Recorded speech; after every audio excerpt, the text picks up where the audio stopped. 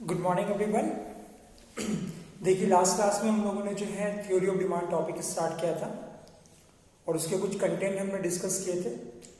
और आज की क्लास में हम लोग जो है इसके बाद का जो कंटेंट है उसको आज हम लोग कंप्लीट करेंगे। तो बेसिकली लास्ट क्लास में जो भी किया था मैं एक बार रिकॉल कर देता हूँ। तो देखिए लास्ट क्लास में हम लोगों ने जो किया था वो किया था मीनिंग ऑफ डिमांड, फिर हमने डिस्कस की थी element of demand and then discuss किया था टाइप्स ऑफ डिमांड। तो हमने मीनिंग ऑफ डिमांड में आपको बताया था कि बेसिकली जो डिमांड होता है, डिमांड का क्या मतलब होता है, certain quantity of goods and service which is buying by certain buyer at a certain price in a certain period of time. यानी एक सर्टेन मार्केट में सर्टेन प्राइस पे certain quantity of goods and service जब buying की जाती है buyer के through in a certain period of time, तो वो क्वांटिटी बेसिकली हमारी डिमांड कहलाती है। फिर इसके बाद हमने एलिमेंट ऑफ डिमांड को डिस्कस किया था, किसी भी डिमांड के लिए कौन कौन से एलिमेंट का होना जरूरी है। तो एलिमेंट में हमने डिस्कस की थी कि डिजायर होनी चाहिए पर्सन्स की, रिसोर्स होनी चाहिए हमारी जेब में, और एक कैपेसिटी होनी चाहिए चीजों को खर्च करने की। एंड इसके अलावा किसी भी डिमांड में एक certain quantity of goods and service cover होनी चाहिए, सर्टेन प्राइस होनी चाहिए, सर्टेन पीरियड ऑफ टाइम होना चाहिए, सर्टेन मार्केट होना चाहिए। This is the element of demand. And then after that हमने डिस्कस किया था टाइप्स ऑफ डिमांड। तो बेसिकली जो टाइप्स ऑफ डिमांड था उसमें हमने डिस्कस की थी कि दो तरह की डिमांड थी हमारी। बेसिकली एक डिमांड था हमारा इंडिविजुअल डिमांड और दूसरी हमारी जो थी वो थी मार्केट डिमांड। इंडिविजुअल डिमांड हमने बताया था this is the demand for a individual customer. एक इंडिविजुअल कस्टमर मार्केट में एक सर्टेन प्राइस पे जो भी क्वांटिटी डिमांड करता है, that demand is the individual demand. फिर हम मार्केट डिमांड की बात करें तो मार्केट डिमांड में हमने बताया था कि मार्केट के अंदर बहुत सारे कस्टमर्स का ग्रुप होते हैं, उनकी डिमांड को जब हम सम अप करते हैं so that will be market demand. तो यहां तक हम लोगों ने लास्ट क्लास में डिस्कस कर लिया था। आज हम लोग आगे का जो टॉपिक है उसको डिस्कस करेंगे। तो हमारा आज का जो टॉपिक है वो हमारा है demand schedule.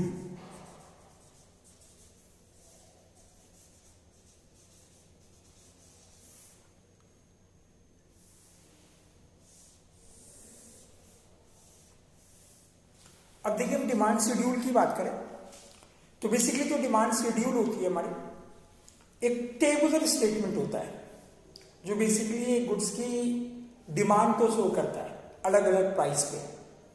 So we can say demand schedule is a tabular statement which show the certain quantity of demand at certain price. जैसे कि हम कह रहे हैं ये टेबल है, इस टेबल में हमने एक तरफ शो किया प्राइस और दूसरी तरफ हमने शो किया क्वांटिटी डिमांड। हम कह रहे हैं कि प्राइस 10 रुपीज है, इन that situation demand is 100 unit. अब कह रहे हैं कि प्राइस फॉल हुई एंड फॉल हो गया, हमारी प्राइस 5 रुपीज पर यूनिट हो गई और डिमांड हमारी प्राइस के फॉल होने से डिमांड हमारी बढ़ गई, 200 यूनिट हो गया। फिर प्राइस हमारी जो है घट गई, घटने के बाद बढ़ गई, 20 रुपीज हो गई। प्राइस के बढ़ने से बेसिकली डिमांड जो होगी घटेगी। अब हम कह रहे हैं कि 50 यूनिट हो गई। तो बेसिकली ये जो टेबल है, ये टेबल हमारी जो है अलग अलग प्राइस पे कितनी क्वांटिटी डिमांड हो रही है उस चीज को शो करता है।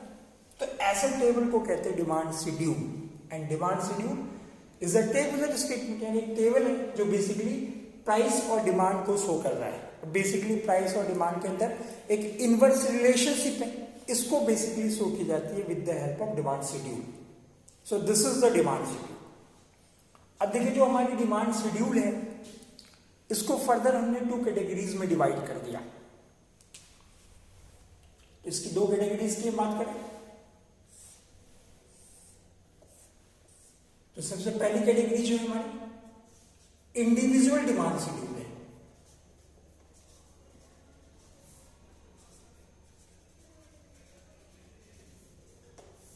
और दूसरी जो है हमारी मार्केट डिमांड शेड्यूल है।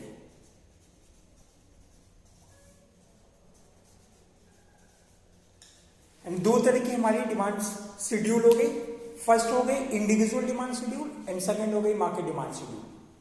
अब इंडिविजुअल डिमांड शेड्यूल की अगर हम बात करें तो बेसिकली जो इंडिविजुअल डिमांड शेड्यूल होती है, कह रहे कि ये टेबुलर स्टेटमेंट होती है जो एक इंडिविजुअल कस्टमर्स की डिमांड को शो करता है अलग अलग प्राइस पे। जैसे कि ये टेबल है, हम कह रहे ये जो टेबल है, एक कस्टमर है मिस्टर एक्स और ये मिस्टर एक्स की डिमांड को शो कर रहा है कि जब मिस्टर एक्स जब प्राइसिंग 10 रुपीज होती है तो इस सिचुएशन में वो 100 क्वांटिटी को खरीदता है। जब प्राइस 5 होती है तो वो 200 क्वांटिटी को खरीदता है और जब प्राइस 20 होती है तो वो 50 यूनिट को खरीदता है। तो ये जो टेबल है basically show individual customers demand. तो ऐसे टेबल को हम बेसिकली कहते हैं individual demand schedule. This is the individual demand schedule. यानी सिंपली हम कह सकते हैं individual demand schedule refers to the tabular statement which show the demand of individual customer at different possible price. तो this is the individual demand schedule. अब individual demand schedule के बाद हमारा नेक्स्ट आता है मार्केट डिमांड शेड्यूल। कि हमारी जो मार्केट डिमांड शेड्यूल होती है वो क्या होता है।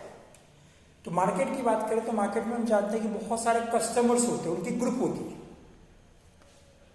तो उस केस में हम कह रहे हैं कि मार्केट के अंदर बहुत सारे कस्टमर हैं, मिस्टर एक्स हैं, मिस्टर वाई है, मिस्टर जेड है। मिस्टर वाई की डिमांड है 10 रुपीज पे 200, 5 रुपीज पे हमारा 300 एंड 20 रुपीज पे 100। मिस्टर जेड है, इनकी डिमांड है 10 रुपीज पे 300, 5 रुपीज पे 400 और 20 रुपीज पे 200। तो ये जो टेबल है ये किसी एक कस्टमर्स की डिमांड को शो नहीं कर रहा, ये बहुत सारे कस्टमर्स की डिमांड को दिखा रहा है, मिस्टर एक्स की भी, मिस्टर वाई की भी, मिस्टर जेड की भी। तो इस टेबल को हम कहेंगे मार्केट डिमांड शेड्यूल। यानी market demand schedule is a tabular statement which show the different quantity demand of all customer in the market. यानी मार्केट में जितने भी कस्टमर्स है ना, उन सबकी डिमांड को ये शो करता है।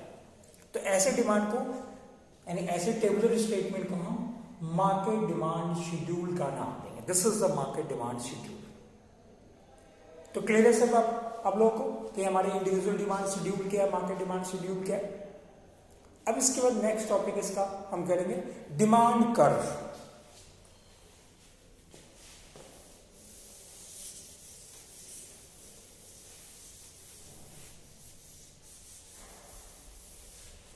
अब देखिए डिमांड शेड्यूल के बाद नेक्स्ट टॉपिक जो हमारा आता है वो आता है डिमांड कर्व।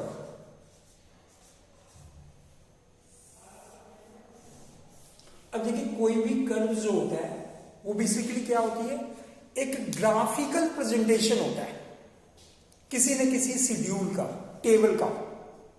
तो हम कह सकते हैं demand curve refers to the graphical presentation of demand schedule. यानी जब भी हम एक डिमांड शेड्यूल को ग्राफ में प्लॉट करेंगे और ग्राफ में प्लॉट करने के बाद जो हमारा कर्व बनेगा, ऐसे कर्व को हम कहेंगे डिमांड कर्व। फॉर एग्जाम्पल हम कह रहे हैं कि ये प्राइस है और ये क्वांटिटी डिमांड है। प्राइस 10 रुपीज है, डिमांड हमारा 100 है। प्राइस 5 हो गई, डिमांड हम कह रहे हैं 200 यूनिट हो गया। और प्राइस 20 हो गई और अब डिमांड 50 हो गया। अब इसे बेसिकली हमें ग्राफ पे शो करना है। तो ग्राफ पे शो करने के रूल हमें पता होना चाहिए कि कभी भी इकोनॉमिक्स में हम जानते हैं कि बहुत जगह ग्राफिकल कॉन्सेप्ट आती है। So in that situation what are the rule of the graph whenever you present any table on the graph, then what are the rule. अब यहाँ पे दो चीजें, प्राइस है और डिमांड है। अब क्वेश्चन ये होता है कि प्राइस जो है वो हम कहाँ शो करेंगे, डिमांड कहाँ शो करेंगे। तो देखिए ग्राफ के अंदर हमारा रूल ये होता है कि किसी भी ग्राफ में हमारी ये एक्सिस होती है, हम कह रहे हैं कि जो ये हॉरिजॉन्टल होता है ये इसको एक्स एक्सिस कहते हैं और ये जो वर्टिकल होता है ये वाई एक्सिस होता है और ये जहां मीटिंग पॉइंट है इसको ओरिजिन कहते हैं। अब क्वेश्चन इजी होता है कि हम प्राइस को एक्स पे लेंगे या वाई पे लेंगे, या क्वांटिटी डिमांड को एक्स पे लेंगे या वाई पे लेंगे। तो आपको याद रखना है कि जो एक्स एक्सिस होती है उस पे हमारा जो आता है वो आता है डिपेंडेंट वेरिएबल, यानी कैसी वेरिएबल जो डिपेंड करती है दूसरे वेरिएबल के ऊपर। तो इस केस में अगर आप देखो तो क्वांटिटी डिमांड जो है ये बेसिकली हमारा डिपेंडेंट वेरिएबल है, यानी क्वांटिटी डिमांड डिपेंड करती है प्राइस के ऊपर, कि अगर प्राइस फॉल होगी तो डिमांड राइज होगा, और प्राइस राइज होगी तो डिमांड फॉल होगा। तो उस चीज के ऊपर डिपेंड करती है हमारी quantity demand. So due to this reason quantity demand is a dependent variable, और जो प्राइस है वो अपने आप में इंडिपेंडेंट है।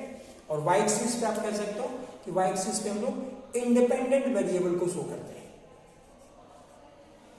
तो इसके हिसाब से आपको प्राइस वाई एक्सिस पे लेनी है, डिमांड एक्स एक्सिस पे लेना है। तो प्राइस के केस में हम देखो सब मिनिमम प्राइस क्या है हमारा 5 है और मैक्सिमम 20 है। तो मिनिमम से स्टार्ट करोगे 5, 10, 15 और 20, गैप सेम होना चाहिए। क्वांटिटी डिमांड देखो मिनिमम 50 है और मैक्सिमम 200 है, तो आप 50-50 का गैप ले सकते हो। 50, 100, 150 एंड 200। और इसकी आप प्लॉटिंग कर सकते हो। देखो 10 रुपीज पे हमारी डिमांड 100, तो 10 पे 100, 5 पे 200 और 20 पे 50। अब ये इनकी जो पॉइंट है इसको ड्रॉ कर सकते हो आप।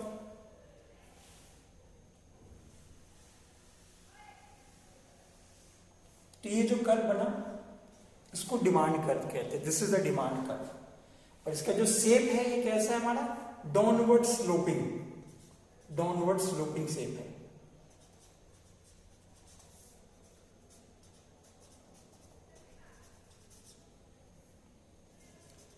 डाउनवर्ड स्लोपिंग जो है ये हमारा लेफ्ट से राइट की ओर है। तो this is the demand curve. तो आप सिंपली कह सकते हो demand curve refers to the graphical presentation of demand schedule which show the inverse relationship between price and quantity demand, and the shape of the demand curve is a downward sloping from left to right. So this is the demand curve. तो ये हमारी जो है basically demand curve है।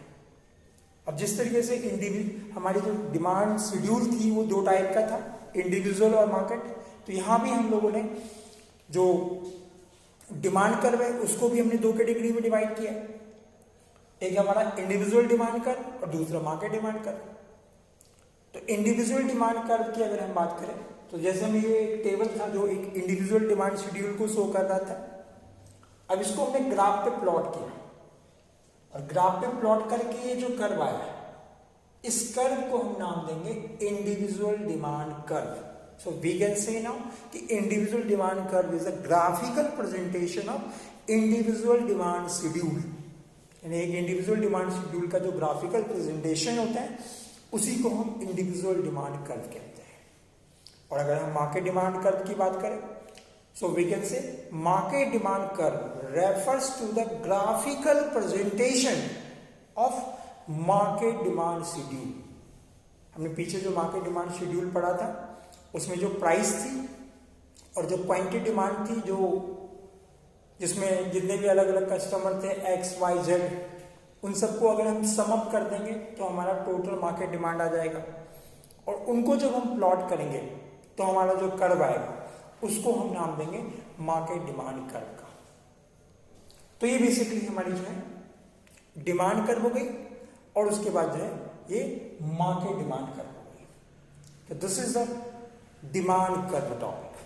तो हम लोगों ने दो टॉपिक पढ़ लिया, एक डिमांड शेड्यूल पढ़ ली और दूसरा डिमांड कर्व पढ़ लिया, और दोनों की कैटेगरीज को हमने पढ़ लिया।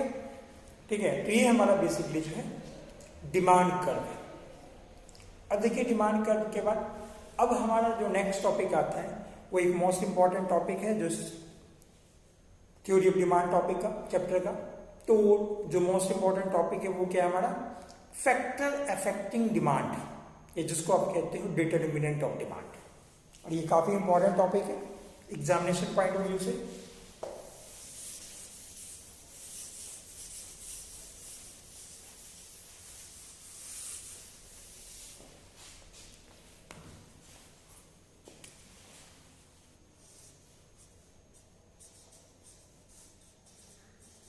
फैक्टर अफेक्टिंग डिमांड,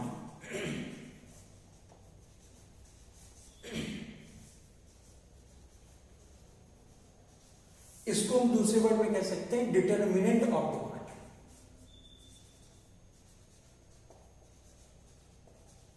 यानी कौन कौन से फैक्टर हैं जो डिमांड को डिसाइड करती है कि डिमांड हमारा बढ़ेगा या घटेगा। So that will be factor. तो अगर हम एक डिमांड के फैक्टर्स की बात करें तो सबसे पहला जो इंपॉर्टेंट फैक्टर आता है वो आता है प्राइस ऑफ ओन गुड्स। यानी गुड्स की खुद की जो प्राइस होती है ना वो उसकी डिमांड को अफेक्ट करती है। और हम कह रहे हैं कि गुड्स की खुद की अगर प्राइस जो है मार्केट में इंक्रीज होगी तो डिमांड उसका डिक्रीज होगा। यानी अगर प्राइस इंक्रीज होगी एक गुड्स की खुद की प्राइस तो उसका जो डिमांड होगा वो डिक्रीज होगा। और प्राइस अगर डिक्रीज हो गई तो डिमांड जो होगा इंक्रीज होगा। सो वी कैन से कि there is a inverse relationship between price and quantity demand. यानी गुड्स की खुद की जो प्राइस होती है उसकी डिमांड को इनवर्सली इफेक्ट करती है, इनडायरेक्टली इफेक्ट करती है। कि प्राइस अगर बढ़ेगी तो बेसिकली जो डिमांड होगा वो कम होगा और प्राइस अगर घटेगी तो डिमांड बढ़ेगा। तो इनवर्सली हम कह सकते हैं कि जो पहला फैक्टर है ये इनवर्सली इफेक्ट करती है डिमांड को। This is the first factor. फिर सेकेंड फैक्टर की बात करें तो सेकेंड फैक्टर में कह रहे हैं प्राइस ऑफ रिलेटेड गुड्स। यानी गुड्स की जो रिलेटेड गुड्स होती है उसकी प्राइस भी जो है अफेक्ट करती है उसकी डिमांड को। अब क्वेश्चन ये होता है कि जो रिलेटेड गुड्स होता है उसमें दो तरह की गुड्स को कवर करता है। पहला होता है हमारा सब्स्टिट्यूट गुड्स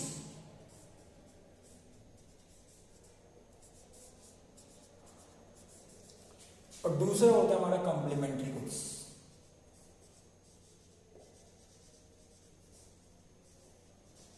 रिलेटेड गुड्स के अंदर ये दोनों गुड्स कवर है, सब्स्टिट्यूट गुड्स और कॉम्प्लीमेंट्री गुड्स। अब क्वेश्चन ये होता है कि सब्स्टिट्यूट गुड्स क्या होती है, कॉम्प्लीमेंट्री गुड्स क्या होता है। तो देखिए substitute goods are those goods which are use on each other place. इसको एक दूसरे के प्लेस पे यूज कर सकते हैं, ऐसे गुड्स को सब्स्टिट्यूट गुड्स कहते हैं। जैसे Pepsi and Coke, tea and coffee, pen और इंक, बॉल पेन या इंक पेन बेसिकली। तो ऐसे गुड्स को सब्स्टिट्यूट गुड्स कहते हैं। और कॉम्प्लीमेंट्री गुड्स का मतलब होता है वो गुड्स जो साथ साथ यूज किए जाते हैं, एक दूसरे के बिना जो है ये अधूरे हैं। जैसे कार एंड पेट्रोल, सुई और धागा, पेन और इंक। तो ऐसे गुड्स को हम कहते हैं कॉम्प्लीमेंट्री गुड्स। तो बेसिकली सब्स्टिट्यूट गुड्स के केस में क्या होता है कि अगर एक सब्स्टिट्यूट गुड्स की प्राइस को बढ़ा दो तो इससे दूसरी सब्स्टिट्यूट गुड्स की डिमांड पे क्या इम्पैक्ट पड़ेगा। जैसे हम कह रहे हैं कि प्राइस ऑफ टी, अगर चाय की प्राइस बढ़ाओगे तो कॉफी का डिमांड क्या होगा, बढ़ जाएगा। अगर हम चाय की प्राइस बढ़ा रहे हैं तो कस्टमर क्या करेंगे, चाय छोड़कर कॉफी की डिमांड करेंगे, तो उसकी डिमांड बढ़ जाएगी। और चाय की प्राइस अगर हम घटा दें तो कस्टमर कॉफी छोड़ के चाय की डिमांड करेगा, तो इस केस में जो है कॉफी की डिमांड कम हो जाएगी। इट मीन्स कि जो सब्स्टिट्यूट गुड्स की प्राइस है दूसरे सब्स्टिट्यूट गुड्स की डिमांड को पॉजिटिवली या डायरेक्टली इफेक्ट कर रहा है। अगर ये बढ़ रही है तो ये बढ़ रहा है, ये घट रही है तो ये घट रहा है। तो इस तरीके से एक सब्स्टिट्यूट गुड्स की जो प्राइस है दूसरे सब्स्टिट्यूट गुड्स की डिमांड को इफेक्ट कर रहा है। फिर कॉम्प्लीमेंट्री गुड्स की बात करें। अब कॉम्प्लीमेंट्री गुड्स में हम कह सकते हैं कि कार एंड पेट्रोल। अगर हम कह रहे हैं कि मार्केट में प्राइस ऑफ पेट्रोल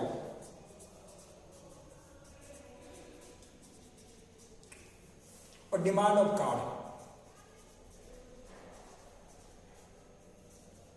अगर हम कहें कि पेट्रोल की प्राइसिंग बढ़ जाए तो कस्टमर क्या करेंगे, कार की डिमांड कम कर देंगे, और पेट्रोल की प्राइसिंग कम हो जाए तो कार की डिमांड बढ़ा देंगे। तो इट मीन्स हम कह सकते हैं कि पेट्रोल यानी एक कम्प्लीमेंट्री गुड्स की जो प्राइस है दूसरी कम्प्लीमेंट्री गुड्स की डिमांड को बेसिकली इनवर्सली इफेक्ट करता है। तो इस तरीके से ये हमारी सेकेंड फैक्टर हो गई। तो पहला फैक्टर में देगा प्राइस ऑफ गुड्स, दूसरा में देगा प्राइस ऑफ रिलेटेड गुड्स। अब देखिए थर्ड फैक्टर की हम बात करें तो बेसिकली जो थर्ड फैक्टर है उसमें हमारी आती है इनकम ऑफ कंज्यूमर, यानी कंज्यूमर की जो इनकम होती है वो भी डिमांड को इफेक्ट करती है।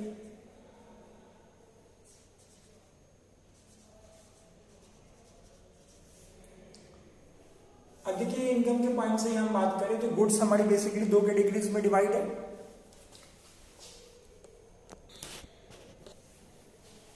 एक हमारा होता है नॉर्मल गुड्स और एक होती है हमारी गिफिन गुड्स। नॉर्मल गुड्स का मतलब अच्छे क्वालिटीज वाला, और गिफिन का मतलब होता है हमारा घटिया किस्म का, पुअर क्वालिटी वाला। हर प्रोडक्ट के अंदर क्या होता है कि एक बेस्ट वैरायटी होती है, एक लोअर वैरायटी होती है। तो जो बेस्ट वैरायटी होती है वो नॉर्मल गुड्स की कैटेगरीज में आता है, और जो पुअर क्वालिटी वाली वैरायटी होती है वो गिफिन गुड्स में आती है। तो अगर हम कहते हैं कि किसी भी कंज्यूमर्स की इनकम इंक्रीज हो जाएगी तो उस केस में वो नॉर्मल गुड्स की डिमांड को बढ़ाएगा, क्योंकि इनकम बढ़ गई तो अच्छी चीजें खाएगा वो, और गिफिन गुड्स की जो डिमांड है वो कम कर देगा। और अगर इनकम कम हो जाए तो नॉर्मल गुड्स की जो डिमांड है वो कम कर देगा, क्योंकि महंगी है, एफर्ट नहीं कर सकता। बट गिफिन गुड्स की जो डिमांड है उसको बढ़ा देगा। सपोज हम कह रहे कि कंज्यूमर की इनकम 5,000 रुपए थी, 5,000 से उसकी इनकम 50,000 हो गई, तो उस सिचुएशंस में वो नॉर्मल गुड्स की डिमांड को बढ़ा देगा, बट गिफिन गुड्स की डिमांड कम कर देगा। बट हम कह रहे कि उसकी इनकम फिर से घट के 5,000 आ गई, तो उस केस में वो नॉर्मल गुड्स की डिमांड को कम कर देगा, गिफिन की डिमांड को बढ़ा देगा।